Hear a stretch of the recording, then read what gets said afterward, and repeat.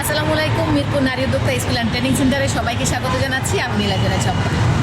আসছে নতুন বছর 2026, আর আমরাও সাচ্ছি নতুন রূপে। 2025 আমাদের জন্য অনেক ভালো গেছে, কিন্তু 2026-এ আমরা নতুন করে সাজাচ্ছি আমাদের প্রতিষ্ঠানকে।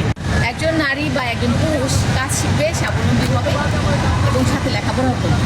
দুটো কাজই আমাদের কাছে। কারণ কি, আমাদের বিভিন্ন রকম বিশ্ববিদ্যালয়, স্কুল, কলেজ সবাই কিন্তু পড়ালেখা শিখাচ্ছে, কাজ শিখাচ্ছে। তারা পড়ালেখা শেষে, গ্রাজুয়েশন শেষে তারপর তারা যায় কাজ করবে। কিন্তু আমরা চাচ্ছি একদিকে লেখাপড়া, পার্ট টাইম তার কাজ, দুটো মিলিয়ে একজন মানুষ স্বাবলম্বী হবে।